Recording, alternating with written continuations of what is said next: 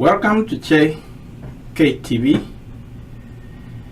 and my name is Dr. Joshua Mandi, and we continue with our success series. And today I'm going to talk on a topic, dealing with ungrateful people.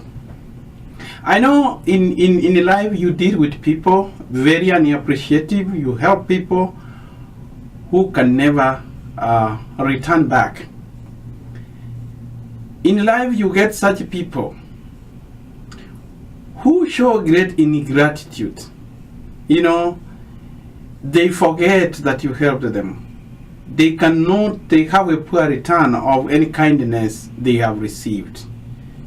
You become kind to people, but they are ungrateful. You go an extra mile. Some of them think that it's their right. Are you in such a situation where you help people, but in return they will never show any gratitude? How about yourself? Are you a grateful person? You know, have you ever you keep complaining to God? You are very ungrateful. People, for example, I find people ever complaining about the job they have. They complain about the traffic jam, the kind of food they are eating, when actually there are other people who don't have those things you have. Have you ever given someone a gift and never say thank you? Have you ever helped a person and instead of thanking you, they start talking ill of you? You wonder, you help a person. Have you? Is that a situation with you? You provide accommodation to someone, maybe a stranger, who later complains that you mistreated the person. Is that like something you know about? Come on. Ponder yourself. Or have you ever been helped by someone? You are given an accommodation, and then when you go out you start talking ill of that person? That is being ungrateful. Ungratefulness is a human nature. Quite a lot we complain. Like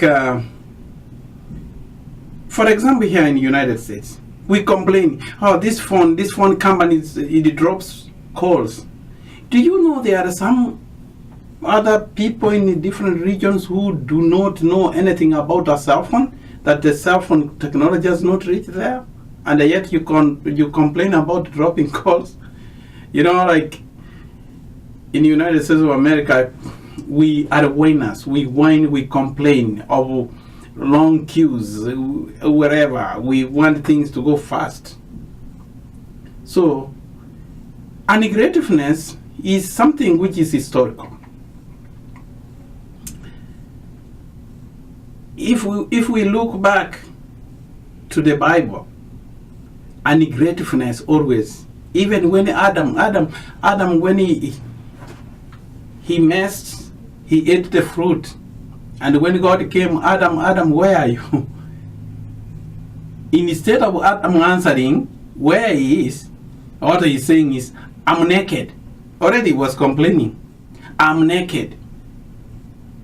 How can you be asked to say your location and what you're complaining is that you are naked? So Adam was the first ungrateful person. Our ancestor Adam was the first person who was very, very ungrateful. So we can say that could be in our DNA. Who knows? Adam complained for that. And to give a quick example from the Bible, how people have been ungrateful. The Israelites, they were taken out of bondage by God. And after slavery, for 430 years, they were in slavery in Egypt.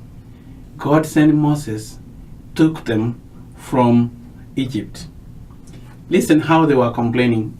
You read Numbers, the book in the Bible, Numbers 11, verse 4 to 6, and they were complaining. Now, the rabble that was among them had strong craving. They had that strong craving. And the people of Israel also wept against and said, oh, that we had meat to eat. We remember the fish we ate in Egypt that cost nothing. Remember, they are saying that they were eating fish which costed nothing.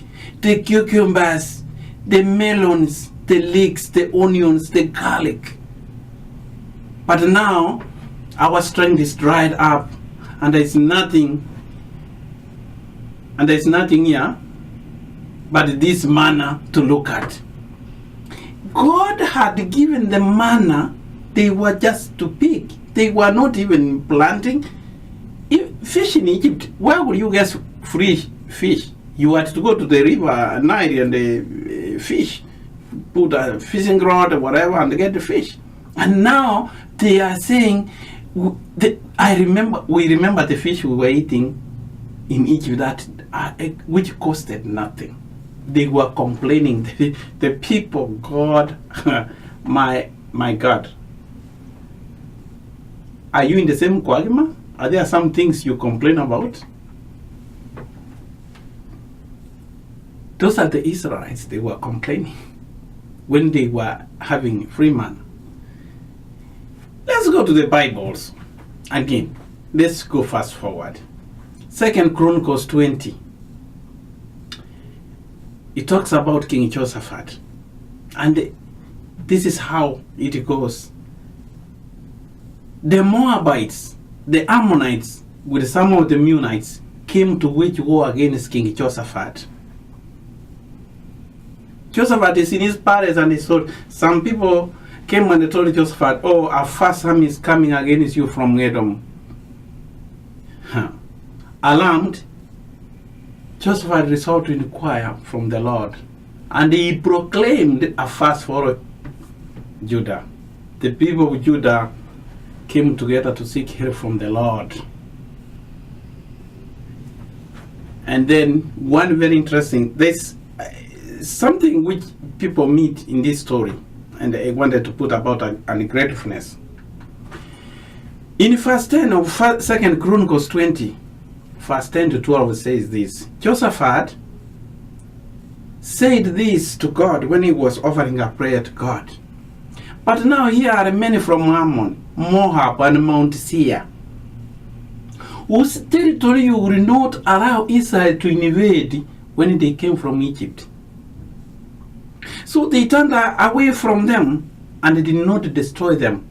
See how they are paying us by coming to drive us out of the possession you gave us as an inheritance. Our God, will you not judge them? For we have no power to face this vast army that is attacking us. Jehoshaphat reminded that these are the people God did a favor when the children of Israel were coming from Egypt. Quite absurd. Now,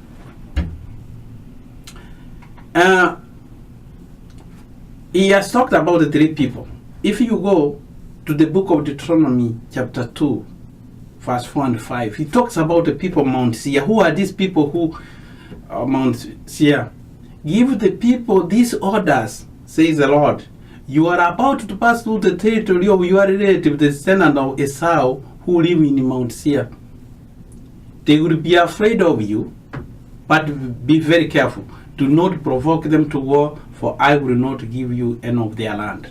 That's God instructing the people of Israel that they should not attack the people of Mount Seir because they are the descendants of Jacob's brother Esau. The Moabites. The Moabites, in Deuteronomy chapter 2, verse 9, it says, Then the Lord said to them, Do not harass the Moabites or provoke them to war, for I will not give you any part of their land. I have given all to the descendants of Lot as their possession. The Moabites are the descendants of Lot, who was the nephew of Abraham. And the Ammonites, he also said, when you come to the Ammonites, that is in verse 19, do not harass them or provoke them to go, for I will not give them a possession belonging to them.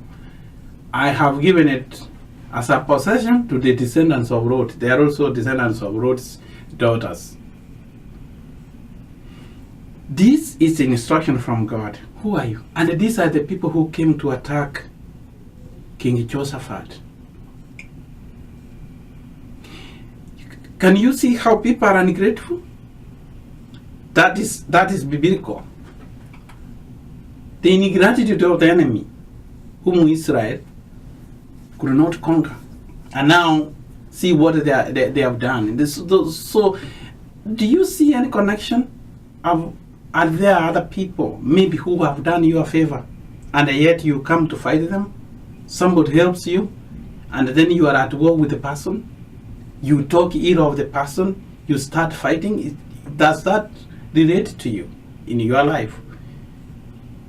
Is there any way maybe you behave like the Ammonites, like the people of Mount Seir, like the Moabites? Find the Moabite in you, the Ammonite in you, the Mount Seir in you. It doesn't stop there. How about the Son of God? The ungrateful lepers. In the story of Luke, chapter 17, verse 11 to 19, Luke records one of such a miraculous healing where grass helped to heal 10 lepers.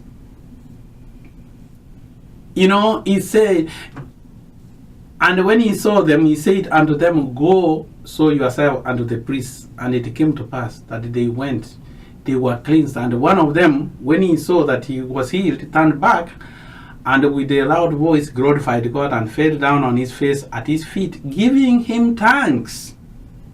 And he was a Samaritan. He was not even a Jew. And Jesus answering said, were there not 10 cleansed? But where are the 9? There are not found that returned to say glory, save this stranger, except the stranger came back. Are you among the 10 lepers who never appreciate when people help you? How about, are you complaining that your people and they are always ungrateful? Who are you? If the Son of God healed 10 people, only one came back, how many do you think do you deserve them to come back? If the Son of God, just imagine, the Son of God healed 10, only one came back. How many are you, a human being, do you expect them to come back? This is said in the gospel, in the letter of 2 Timothy, verse 3. It says, but understand this, that in the last days there will come times of difficulty. For people will be lovers of self, lovers of money, proud and arrogant, abusive, disobedient to their parents, ungrateful, unholy. Remember? Heartless, unappeasable, slanderers, without self-control, brutal, not loving good, treacherous, reckless, sworn with consent, lovers of leisure rather than lovers of God, having appearance of godliness but denying its power. Avoid these people. So, in this world, people in your life, the people you help are ungrateful. But what is saying, avoid them. That's how they are. Never ask for that back. What do you do with ungrateful people? Or what do you do with your ungratefulness? Ask yourself, have you ever been ungrateful? Is there somebody who helped you have never been grateful? Just look at your life and answer that for yourself. Always be thankful. Be thankful that when somebody helps you, it's always good to be thankful. It's good to be thankful to God instead of complaining. Do you know that there are so many other things? Even be thankful for the difficult times. During those times, that is the time you grow. You want to look. When you are the most down, that is the time when God wants you to grow. Be thankful for your limitation because they give you opportunities for improvement. So be thankful.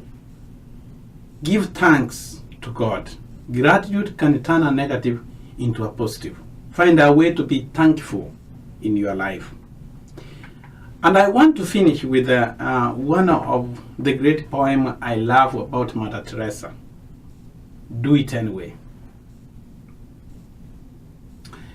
People are often unreasonable, irrational, self-centered. Forgive them anyway. If you are kind, people may accuse you of service or ulterior motives. Be kind anyway. If you are successful, you will win some unfaithful friends and some genuine enemies. Succeed anyway. Do you know when you succeed, actually you earn? That's very important. You earn genuine enemies and you get unfaithful friends. What you spend creating for years, others will destroy overnight. Create anyway. If you find serenity and happiness, some may be jealous. Be happy anyway. Then what you do today will be forgotten. Do good anyway. Give the best you have, and it will not be enough. Do good anyway. And it finishes with a very striking, and this is the word I want to leave it with you. Remember that in the final analysis, it is between you and God. It was never between you and them anyway. So help people. Don't worry if they don't appreciate. That is their own problem. The thing is that it is between you and God. You did, and there is what we say in Kiswahili that tena mema nenda zako. Do your best, go. So that is the only, I will leave with you this. In this world, there are ungrateful people, but do your best. Don't worry about whether they come back to say thank you, but just do good and you will be blessed with God. Thank you.